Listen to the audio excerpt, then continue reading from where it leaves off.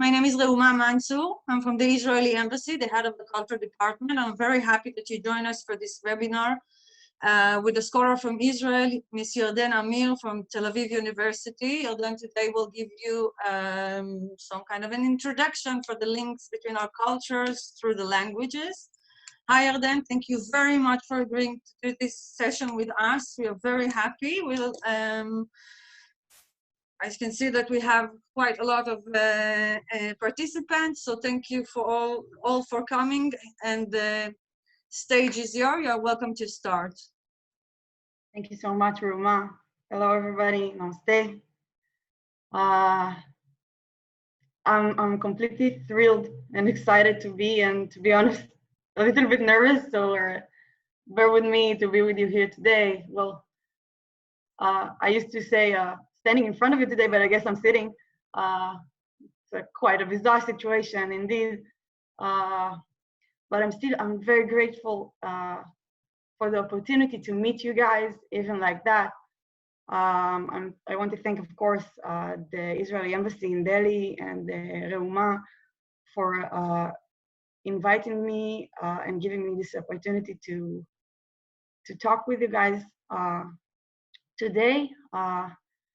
This whole situation is somewhat bizarre, I guess, and not easy to handle, but still I feel that we can also see the good and the even somewhat exciting opportunities this virtual space is giving us to meet still in this kind of times. I guess it is a time that the whole world is facing such a challenging and threatening situation.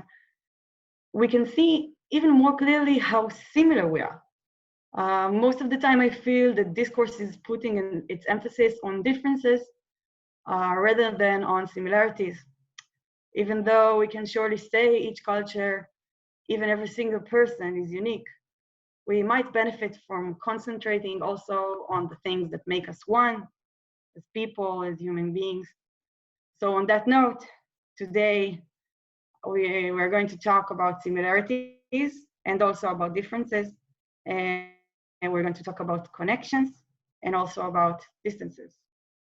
I would like to invite you to travel with me through the path paved by languages that will take us to beautiful places where cultures meet. And as the beautiful song from the movie Adil Mushkil says, if you guys remember it, Safar khubsurat hai manzil se bhi, to dekhenge khubsurat hai, khubsurat hoga. So yeah, just for the formalities of it, I will try to see the chat but while I'm talking, but I might find it difficult, so maybe I will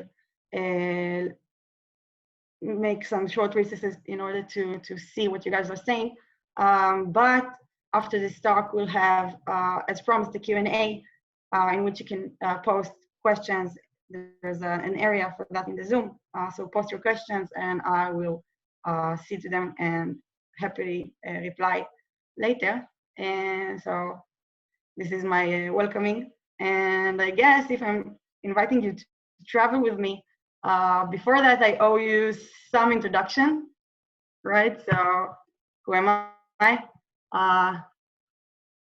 Well, basically in 2013, when I first arrived to India, I was a traveler. I was a 22-year-old girl, just a short time after my army service, my mandatory service. I was going to India as what most of you or part of you probably know as the big road trip following the army service. It's a very popular concept here, and as you probably know, India is quite an attraction, and needless to say, I get why. So that was my first time, and it's basically in retrospective what can easily be identified as the moment that I fell in love with India. And as this love story begins, so does my career as a young academic, eager and thirsty to learn more and to start overcoming the gaps that one might face created by lack of knowledge.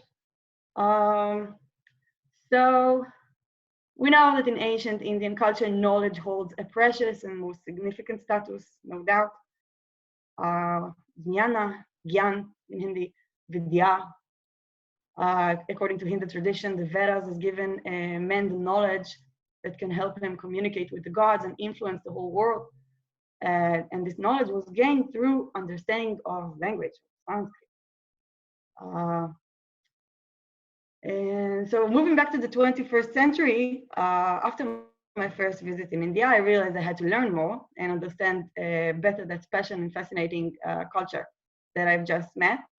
And I signed up for my BA studies in Eastern Asian Studies Department in Tel Aviv University, at which I'm doing my MA currently.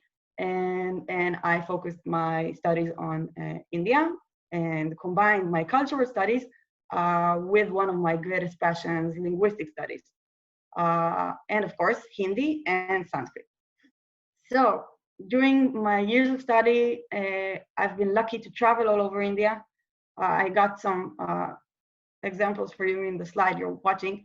I visited different universities as part of Hindi-oriented educational tours and gave talks in Hindi, and I got to connect with students and professors from all over the country.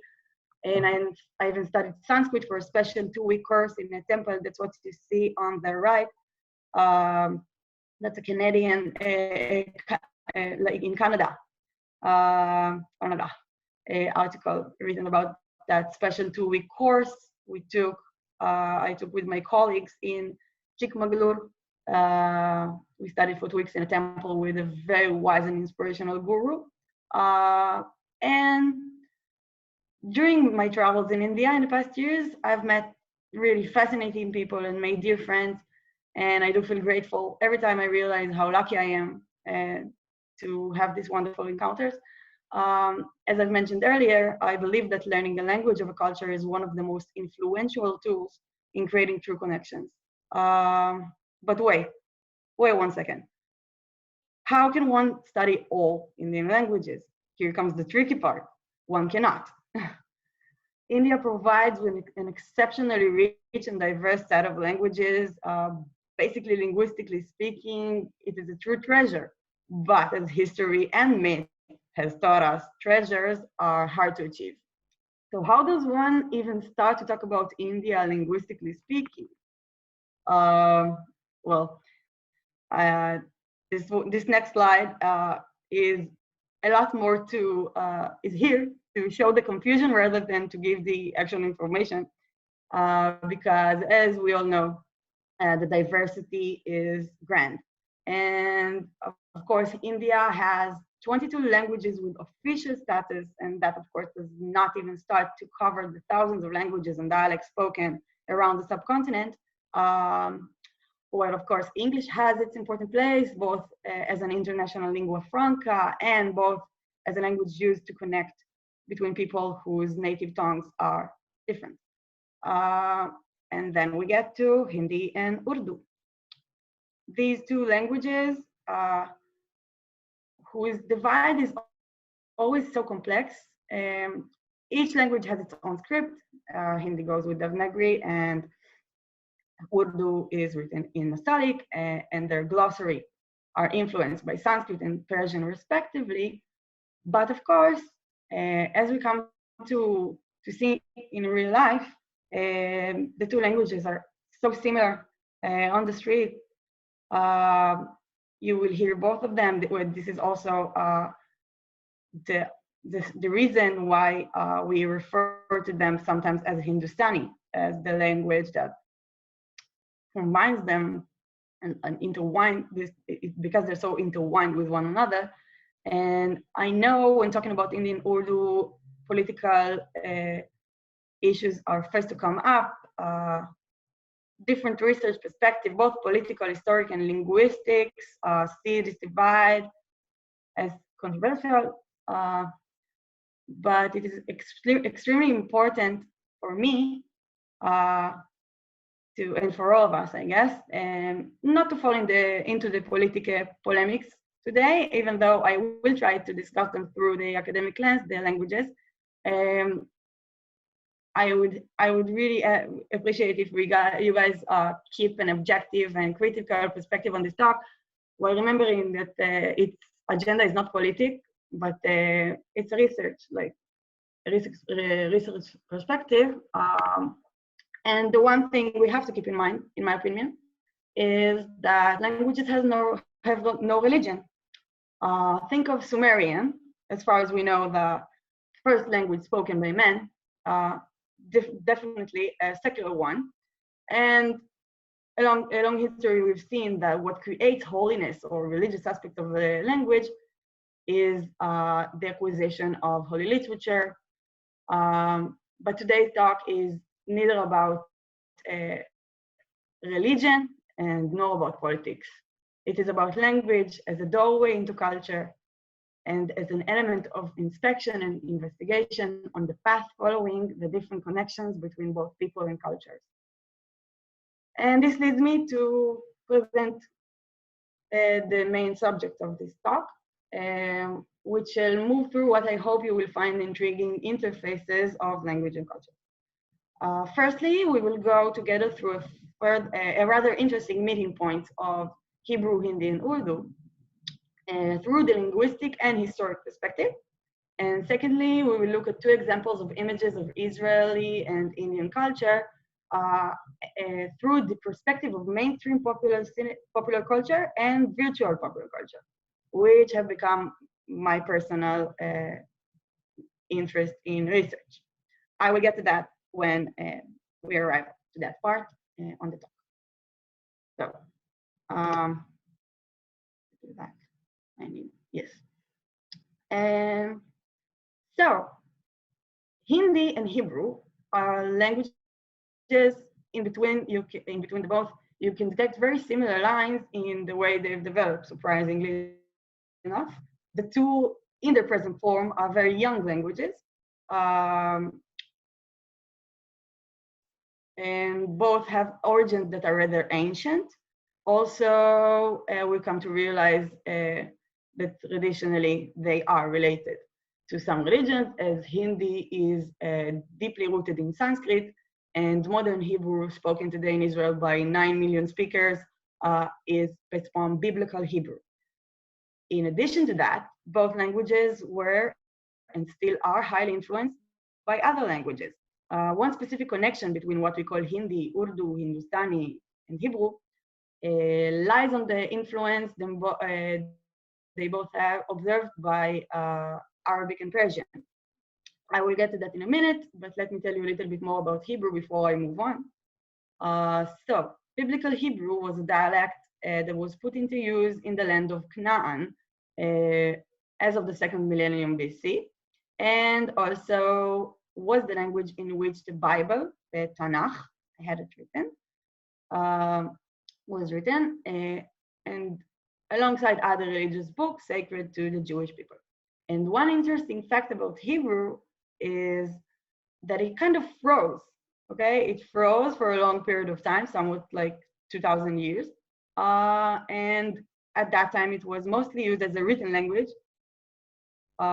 It was not a language spoken by any specific nation due to the fact that Jewish people were scattered around the world. And that is until the 19th century, when Hebrew regained its status as the language of the Jewish people as a part of the Zionist movement. And even though I don't want to get into the historical notions, it is interesting to see that the Hebrew we speak today came up to life after such a long time. And to be honest, for a normal Hebrew speaker, biblical Hebrew is rather enigmatic and sometimes quite odd. And even though we can understand it, or many parts of it, at the very least, we still use the assistance of translators and commentators. I guess some of you might see the connection here also through their experience with Sanskrit studies. Some words stayed and some words change, and some of the structures are similar and some of them are so far away from one another, comparing to Hindi. So it's also a similarity.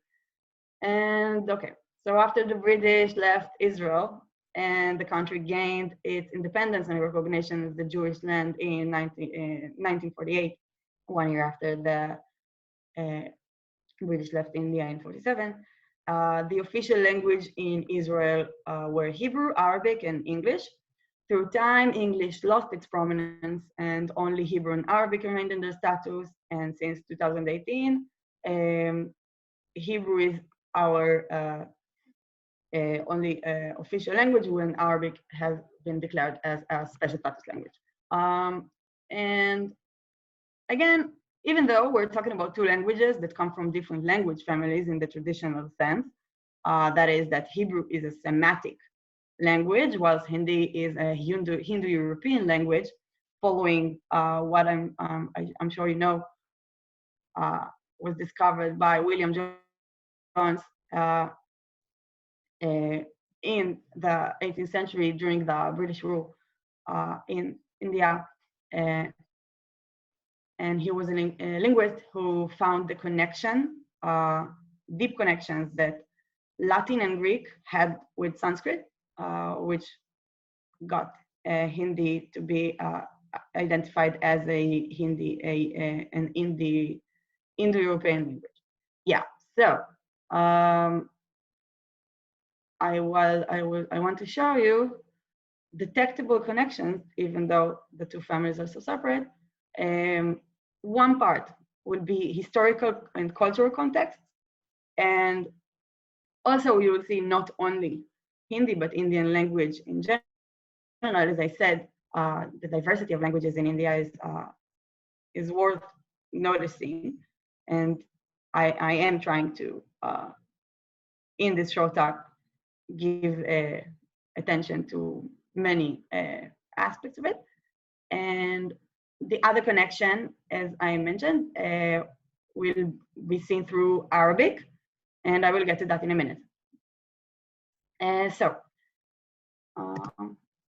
in the time of biblical King Solomon, around 10th century BC, we trace interesting connections based on commerce relations between Hebrew language and Indian ones.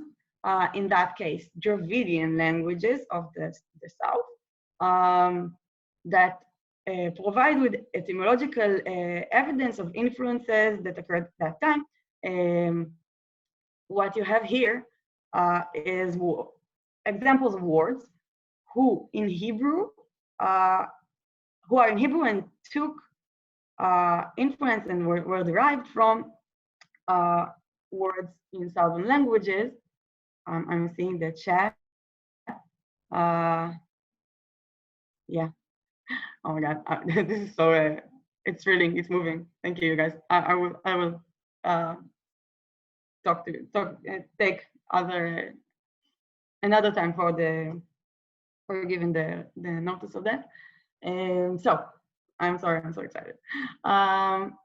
We have one example of a word who was combined from Hebrew and Dravidian root, which is shenhav, ivory. Shenhav is the Hebrew word. So shen in Hebrew means tooth, and hav derives from ibha, which is elephant. And then you have kof, that is the word in Hebrew for monkey, bandar, which came from kapi. And the weirdest example of all is tokai, which is peacock, but as it traveled to Israel, it became a parrot. It is tuki, so that's an interesting evolution there, but I think it's kind of interesting. Yeah, so that was the historical one. And now another perspective, we'll be looking at the beautiful connections in Hindi and Urdu and Hebrew created by the influence of Arabic, as I've mentioned earlier, as I believe you might find surprising enough. some words in modern Hebrew share the exact same meaning as their counterparts in Hindustani. The word Adam in Hebrew is Admi. And Khud, Khudko, matlab, as in alone by itself, in Hebrew it became Lechud. We have the same Cha in Hebrew as you write with Ka and the dot in Devanagari, and it's easier for us to pronounce it like that. So yeah. So I find this Abba. Yeah, right. True. Also an Arabic word and a Hebrew one. Thank you for that, Sima. Okay, cool. And my last example is based on a research conducted by Walter Halka in its book, Negotiating Languages, Urdu, Hindi, and the Definition of Modern South Asia. What Halka is doing there is basing his research upon another researcher, Ya'ari, who found various texts. I found it fascinating, various texts in what he calls Judo Urdu. He has his own reasons to call it that, but these texts are texts that were products of the Baghdadi Jewish community, especially from Mumbai and Kolkata, which are written in Hebrew script, yet in Urdu language. Hindustani, Hindi, Urdu, as you notice by now, I'm moving quite freely and trying to remove the boundaries between the languages as I see more similarities. And one of the most interesting texts is a glossary, which is what you're seeing on the slide. On the right over here is the Hebrew script, and it has examples of the words written in Urdu. I brought this just as a visual aid, but on the left you can see what kind of words, like examples of words they translated, and this is like the work of Halka trying to reread the reading of these fascinating glossaries. But it's amazing to see evidence of such texts to me. So these were like three ways of looking at similarities of the languages, but as part of my learning experience of Hindi, Urdu, Sanskrit for the past 6 years, I can honestly say that even though there are some beautiful connections, we can see the similarities seem insignificant sometimes compared to the differences. As a second or third or fourth, I don't know, language for a Hebrew native speaker, one faces some difficulties trying to learn Hindi. To begin with, the very basic phonological and phonetical aspect arises. Hindi has many consonants that are so special and they differentiate from one another in very distinct ways. Retroflex and aspirated consonants, the difference between ta, ta, da, dha. Many other speakers of languages find it very hard to distinguish between one another, and not to mention starting to pronounce them correctly. And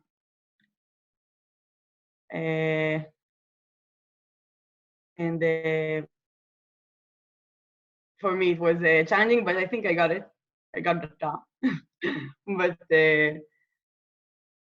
as I said, we do have some difficulties with that. And also interesting to think, I don't know if you guys think about it as native speakers of Hindi, but even the way that the length of a vowel changes the semantic meaning of a word. For a non-Hindi speaker, it will be very hard to understand in the beginning the importance of this distinction, like kam and kam, and not to mention saman, saman, and saman. which I wouldn't want to give my host the wrong idea that instead of sharing my honor to him, I'm sharing my luggage. So you get to understand how important that is on the streets. And another important thing is that that I wanted to mention is like Hindi has its registers, up, to, which does not exist in many other languages, Hebrew included. This is rather confusing to grasp and nonetheless to put in actual use. Till now, I talk to small children using up, and basically everybody, I guess, I use up, and I get some laughs, but I find it respectful, and it's cool. I like it, but this is a funny one. I don't know if you remember, in 2014 came out this movie by Disney India called Khubsurat. And I remember for years now this one scene which I put only the dialogue, and it's also like the one step forward towards the second part of this lecture, which concerns popular culture and Bollywood, of course. I brought it for you to see. So the movie is like about this Punjabi Delhi girl who is a doctor, and she's fallen in love with this Rajasthani prince, and one day the prince comes to their house in Delhi, and he comes to the father and says, "Sir, हमारा मिली से मिलना बहुत ज़रूरी है." Milli is their name, and the mother is like, "हम क्या है? तुम और कौन?" Split personalities, and I kept that scene in mind, and it's like it's the whole use of plural to talk about oneself. It's something that for someone from a different native tongue is confusing. It's funny, and I like the self humor of it. I hope you guys do. And yeah, well, I wanted to say also something about grammar, but I don't want. I see. Oh my God, I see the watch. Like you guys have tenses that we don't have. The subjunctive, which derived from Sanskrit optative, and also in early Vedic Sanskrit it was the subjunctive. I mean, karu, chalo. So when we talk in future in Hebrew, we don't get to be that poetic. It's beautiful. And basically, trust me when I'm saying that sometimes translating one verb in Hindi will get you to put a full sentence on paper. I mean, karvaya. Yeah, well, that doesn't translate easily. And of course, once I got my Hindi figured out, I realized how stronger and more influential my connections have become. And each time I come to India, I feel it getting even stronger. And I feel how the language is getting us closer and creating or maybe even revealing existing connections, even bandhus. We share as human beings and as the beautiful things we can learn about ourselves and about how our joint cultures share so much through the languages that come from the heart. And so as the final or second part of my talk, I would like to share with you 2 examples of places where I encountered our cultures meet through the beautiful lens of popular culture and also virtual popular culture, on which my thesis is being written currently, and hopefully will apply for wider research during my doctoral studies later on. And I can honestly say that probably one of the main reasons I've started to learn Hindi was my fascination with Bollywood. Once I had Hindi on my side, I've become familiar with, and not to mention enchanted by Bollywood. And so into the rabbit hole I went in search of an even deeper and significant understanding of the culture. Of course, firstly, by learning to speak and converse with it in its own words. Popular culture is one of the most complex contexts in which culture and society forms and evolves as I see it, and it reflects critical ideas, and it tackles important subjects that needs to be mentioned. I even tried to spice up or masala up my title's name, my lecture's name, using Yarden. I guess maybe some of you noticed it. And I guess popular culture has the power to create complex images that can reflect very intriguing identities, social contexts, and discussions. And we relate to popular culture and look to see ourselves represented in it. Or sometimes we use it in order to get a break from reality and dive into the magical world on the screen. And Bollywood is a professional industry that always provides with both options, which makes it so fascinating to observe and learn from, especially for me. And I've been writing about Bollywood as part of my studies for the past few years, and now my interest has taken another turn, yet another turn, into the emerging medium of web series. Do tell me in the Q&A session if you guys watch web series, what do you think about this new and exciting medium? I find it amazing. It's very innovative, and tell me which are your favorite web series these days. Always happy for a recommendation on that.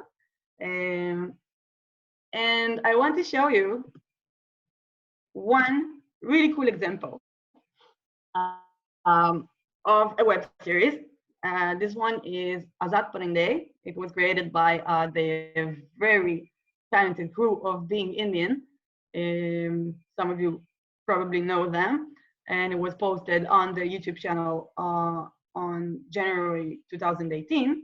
And we've seen in Bollywood many representations of foreigners and tourists. It's a very common thing, but this one shows us an representation of an Israeli tourist, which is the very first time I've seen it.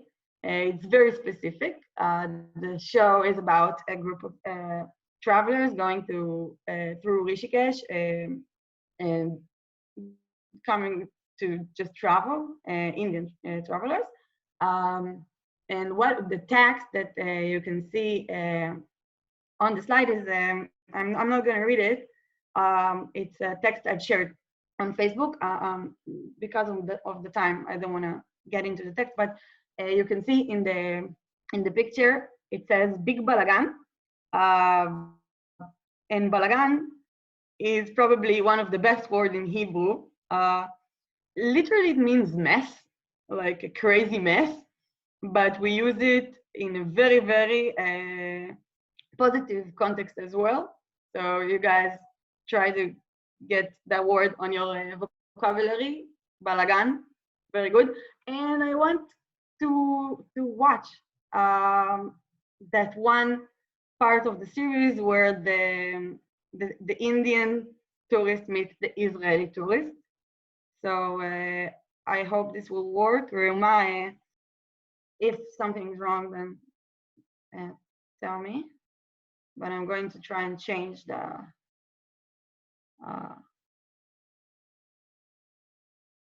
what? Let's do that.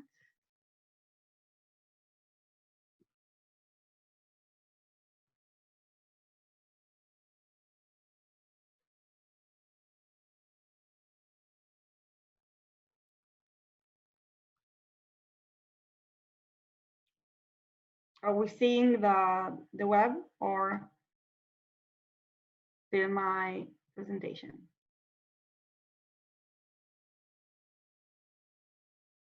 Wait.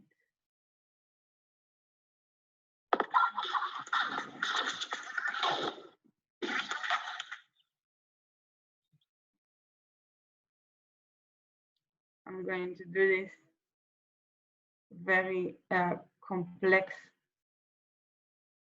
technological connection.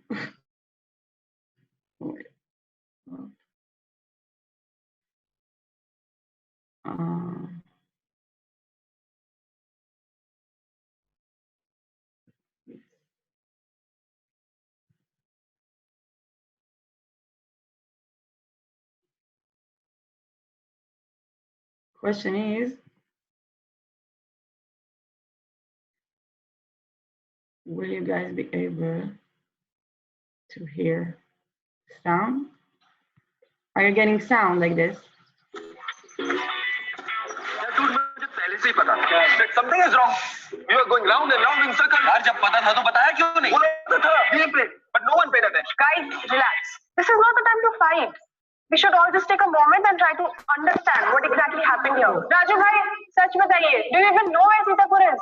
देखिए आप लोग शांति से सुनिएगा. ठीक है? दरअसल बात यह है कि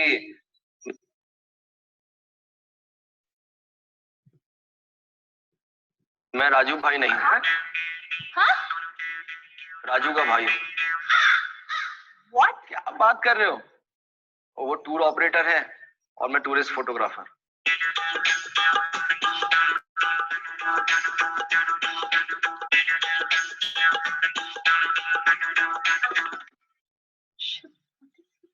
He just admitted that he's not a real tour guide, did he? Hey man, can you just wait and let him finish, please? Yeah, man. Whatever. तो बस भाई ने कुछ दिन के लिए दुकान संभालने के लिए कहा था. अभी मेल फेल तो हमारे पल्ले पड़ता नहीं. इसी चक्कर में एक दिन में 3 पार्टियों का हाइक बुक हो गया. गलती से. अब आती हुई लक्ष्मी को लौटा तो नहीं सकते ना. तो बस भाई एक पार्टी लेकर चले गए और हमारे साथ रह गए आप लोग. तो मना भी तो नहीं कर सकते थे क्योंकि we always fulfill our promises. ये टैगलाइन है ना हमारे बिजनेस का. We are, and then what happened? तो बस हमने सोचा कि पहाड़ी तो है, कौन सा मुश्किल होगा. बचपन में आया करते थे इन जगहों पर, वैसी होंगी. और यहाँ के पता चला कि ये तो सारे रास्ते ही बदल गए. फिर भी हम हिम्मत नहीं आ रहे हैं. सोचा कि कहीं ना कहीं से सीतापुर का रास्ता ढूंढ ही लेंगे. अरे तो दिमाग में नहीं आया कि सीतापुर तो पीछे ही छूट गया. तो बताइए इसमें हमारा क्या गलती है. बाकी कहना हमारा फर्ज है. सीरियसली आपको पता नहीं है कि मैं मुंबई से यहाँ सिर्फ एक फोटो लेने आया हूँ और तब से तो चिल्ला रहा हूँ सीतापुर जाना है, सीतापुर जाना है. और आपने इतनी आसानी से कह दिया सीतापुर निकल गया. मतलब कोई फर्क नहीं पड़ता क्या आपको? No, I can't calm down, yaar. In fact, I don't want to calm down. For all of you here, na, it might just be a fun trip. And trust me, I'm all for fun. But for me, it's something more as well. अरे नहीं बेचना यार अपने बाप की तरह. दवाइयां बेचो दवाइयां. अरे क्यों बेचूं मैं दवाइयां? क्या रखा है दवाइयों में? बड़ी मुश्किल से पूरी रिसर्च करने के बाद फिर सीतापुर की हाइक को सिलेक्ट किया था क्योंकि यहाँ साल में एक बार ये माइग्रेटरी बर्ड्स आते हैं जिनके बारे में ज्यादातर लोगों को पता नहीं है. And also because it was the only hike fitting into my budget. But anyways, अब ये competition जीतना तो दूर, मैं सब participate भी नहीं कर पाऊंगा. And all thanks to a so-called guide, just so-called guide. Not cool, man. Not cool. तुम तो चुप करो यार. हमारा फोटो क्या बिगाड़ दिया? मतलब तुम तो पीछे पड़ गए हैं? Now you are not getting late for your ganja. Listen, can you please guide us to Sitapur? Sitapur is way back. If you start heading there right now, you'll get there by night. And that is definitely not something I would recommend. Lots of leopards, lots of tigers, big balagan. We can't do that. We have to return tomorrow morning. Tell you what, you guys are already at one of the most beautiful places in the whole world. Why don't you just go feel here for a while? And when you're done, there's supposed to be a big point somewhere around here. If you get there, cross to the other side. From there you can definitely get a ride back to Rishikesh. I would have taken you myself there, but, you know, I have my own journey to attend. Chalo. Bye. Okay. That was that. So, I hope you enjoyed that. And please, on the Q&A session, tell me what you think about the Israeli representation, about the tourists in general, and how you think it's reflecting it in a good way, in a bad way, in a real way. I think this is a beautiful example of the way more and more connections are being tied between our cultures, above religion, above nationality. I believe that language and culture, when used correctly from the heart, hold the power to bring us even closer together as individuals. And basically, we're all human. क्या फर्क पड़ता है? आदमी है, हम सब, बस. So I'll be looking forward to hear your comments on that one. And for the last example, I want to show you one last example of Bollywood itself, a video taken from the movie Drive. It came out last year. And I wonder how many of you guys know or noticed it, that one video, the Makna video, I'm doing the, yeah, Mexico, yeah. Makna was shot actually here in Tel Aviv, where I'm speaking from right now. So this crazy times and crazy world, and you see like Tel Aviv shown in Hindi speaking movie, and I think it's kind of cool. And I will take this video as the end of my official talk, and we'll watch that as a short recess, and after that we'll meet up for the question. So see, one second, I'll do again the technological screen sharing.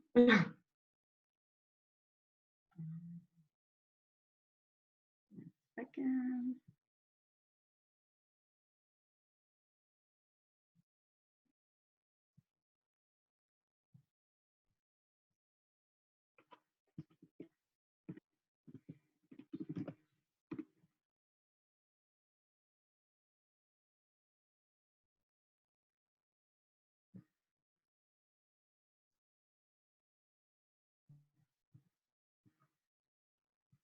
Writing's not that easy, but Grammarly can help.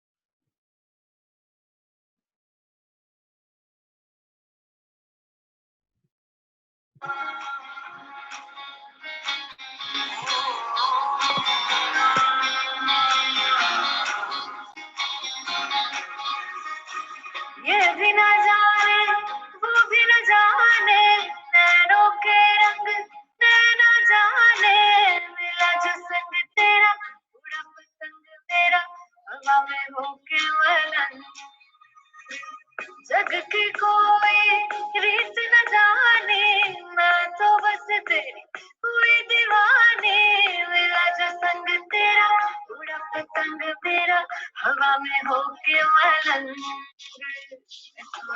दरबार मेरा मखना में मखना संसार मेरा मखना में मखना ये पागल का है प्यार मेरा मखना में मखना छुड़ाई दरबार मेरा मखना छुड़ाई दरबार मेरा मखना में मखना संसार मेरा मखना में मखना ये पागल का है प्यार मेरा मखना में मखना छुड़ाई दरबार मेरा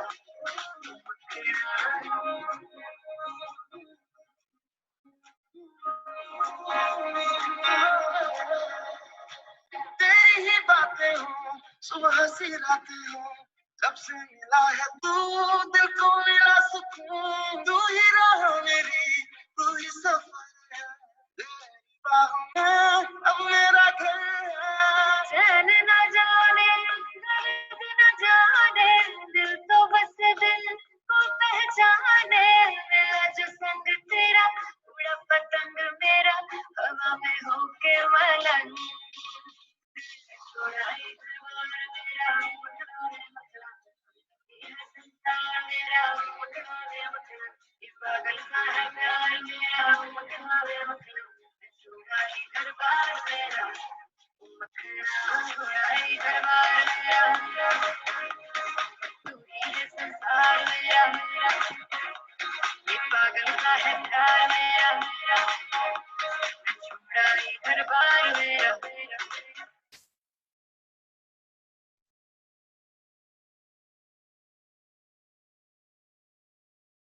Okay.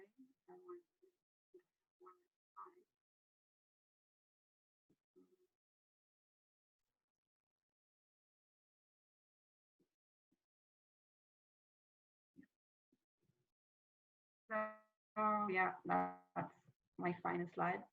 Um, I am completely grateful for all of you to join me today and wanting to listen to me. And दिल से बहुत बहुत धन्यवाद, बहुत शुक्रिया. Let's see what you guys are asking, and maybe I'll stop my screen share so I can see that Zoom. So yeah, thank you. Yeah, somebody noticed my head nod. Thank you. I'm trying. I don't know how. It kind of stuck naturally, I would say. Oh my God, so moving. Somebody is asking, Mayuri is asking, how long did it took me to study Hindi?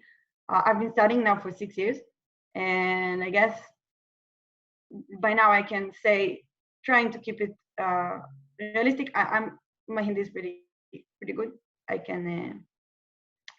can speak confidently and read the news and watch movies, and of course, every language you study it forever, and I study new things every day, and so I guess you can never be really a true master. But I'm trying, and I had a beautiful, wonderful, amazing teacher here from Israel, to whom I'm also very grateful. And okay, I'm gonna watch the questions written in the Q&A. So I'm gonna read out the question. Let's try. So first question, can culture provide vital role in developing two countries' relations? Well, I guess my whole lecture kind of believes in that exact argument. So yeah, first of all, yes. I think cultural processes and cultural innovations, such as seen in popular culture, can really reflect how our cultures, each culture basically, can get stronger connections. So yeah. I'm gonna read it out loud, the question part. Thank you for the compliment. In this derived from Sanskrit. Have you tried to find Hindi, Sanskrit, Hebrew threads? Is there an Hebrew Hindi dictionary? There is Hebrew Hindi dictionary. That's the easier question. And about the Sanskrit Hindi relations, I guess because the two languages are completely differentiated. If we're looking at Sanskrit and biblical Hebrew, let's do that. Let's go that back. So they were somewhat apart. I haven't encountered any research regarding that, but I guess maybe some people have, but I don't know anything official. I didn't see nothing. It's an interesting question. Any Hindi books or works translated in Hebrew? Yes, of course. Which one are popular? Which author? Well, the first example that comes to my mind is Arundhati Roy, which did not write in Hindi, as far as I remember. I think she writes in English, but she is an Indian author, very appreciated around the world and here as well. And that's one example, but I guess a lot of work has been translated over the years. I must say, because I study too much, I read very little prose. So I don't have any example now, but of course it's very present around here. Okay, is shukran in Hebrew or Arabic? It's in Arabic, and yes, it's very similar to shukriya, which is I guess why this question came up. When are you traveling to Bangalore? Well, not now, unfortunately. Thanks to Corona. I hope you guys are okay. I didn't even say it once. I hope you guys are keeping safe and sane in this lockdown, and you're healthy and your families are healthy. And I'm really, my heart is with you guys. We're also here under lockdown, but still, I find it even harder somehow.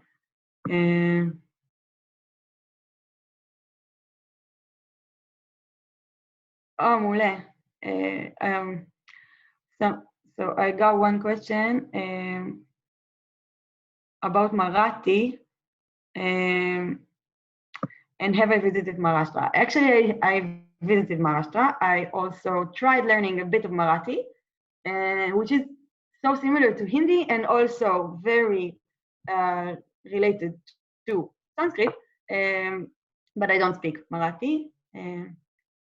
And I don't know the number of Marathi speakers in Israel, but there is, of course, a very big community of a lot of second generation Israelis, and I don't have the numbers, I'm sorry. But I guess Google will. Which place in India you like most and why? It's so hard to answer. I love Rishikesh and in the north. It's a beautiful place, and I come back there every time I come to India. And in the south, just in order to balance it, I really like Hampi. Both energetic, very interesting place, energetically speaking, and also historically, Vijayanagara. So this will be my answer, but I love every place I go. Varanasi, I love Varanasi. I have a question here. Have you heard about Tamil, another ancient language from India? Of course I have. Fascinating one. A lot of great literature and philosophy and poems and art written in it, but I do not speak it or read it, unfortunately. Maybe in the future, I don't know. And is Israeli food spicy as Indian food? Not enough. Some Israeli food is spicy, but I'm taking this question and turning it around. I think the problem here is that when people make Indian food, because of Israeli people, they make it not spicy enough. And I eat spicy like an Indian. I'm an Akli Hindustani, you get it by now. No?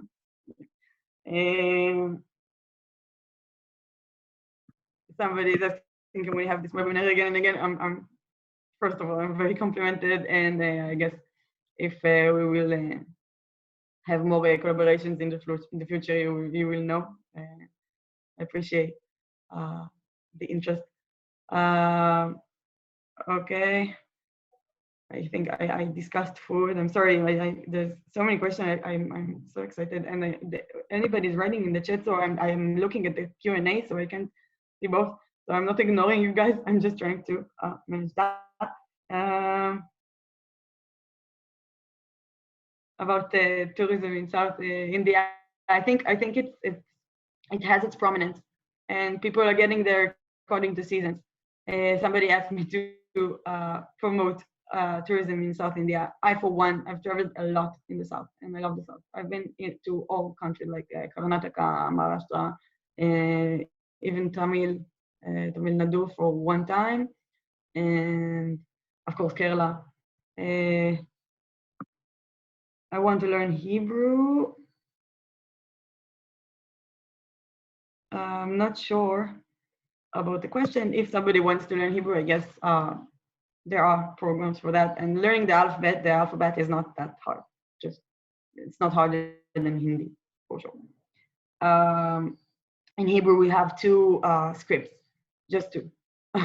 One is more like a printed one, and the other one is a written one. But it's not that much of an issue.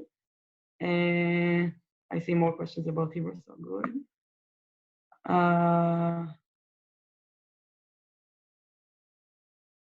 I am not on Twitter. I am on Facebook, and I don't. Somebody asked me that, and I don't write a blog, but I'm sometimes sharing my professional articles, not on a Facebook page. Let's see.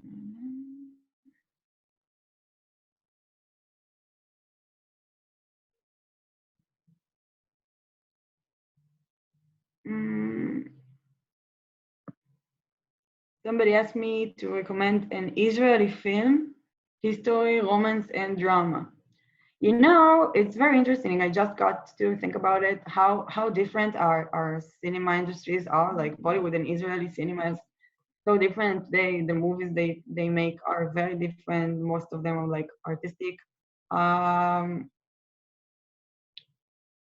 Maybe it will come to my mind later to give a recommendation for a serious film, but now I just my mind is blank. Forgive me for that.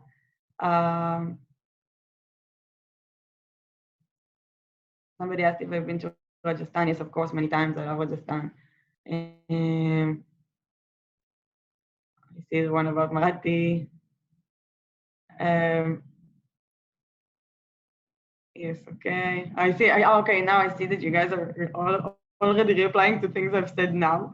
And yes, I've been to Lucknow. Yes, I've been to Hanuman Temple. Yes, I know Tamil sounds nothing like Hindi. I do know. Of course, it's a Dravidian language. Okay, cool. Yeah, I'm looking for like. Somebody is asking if you had to give one suggestion to a Hindi English speaker who is learning Hebrew, what would it be? You know what? That's a good one. I guess always remember that the verbs are not in the end. And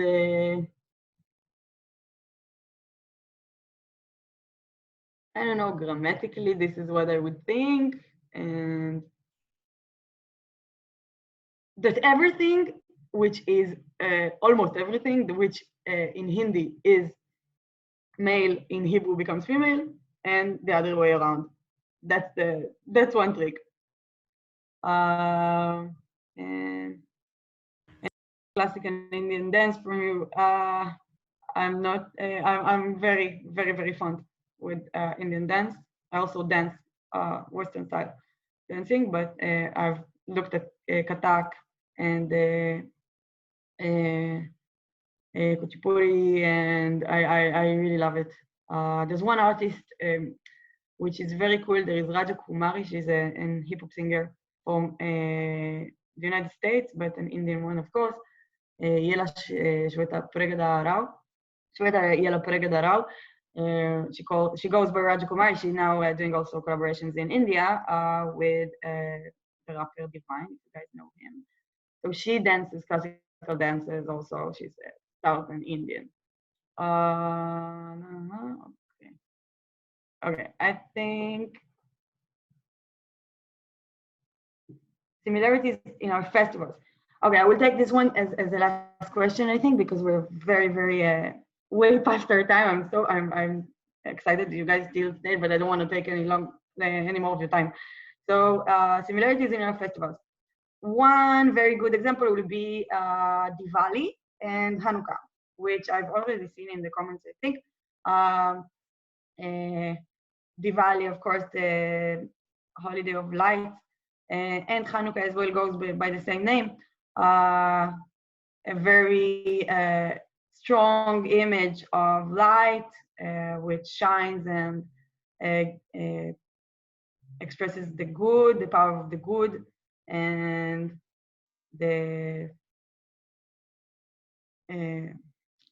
maybe pavitr. And that's a very good example. We light candles also in Hanukkah, as well as the Dipak in Deepavali. Okay, so I think, okay, it's so late. You guys, thank you so much. बहुत बहुत बहुत धन्यवाद, दिल से धन्यवाद. And again, thank you, Roma, for inviting me to be here today.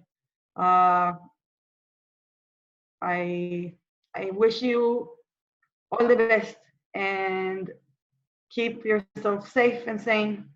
And let's cross our fingers that this situation will pass soon and we'll meet in India. I meet India. Okay. Thanks, you guys.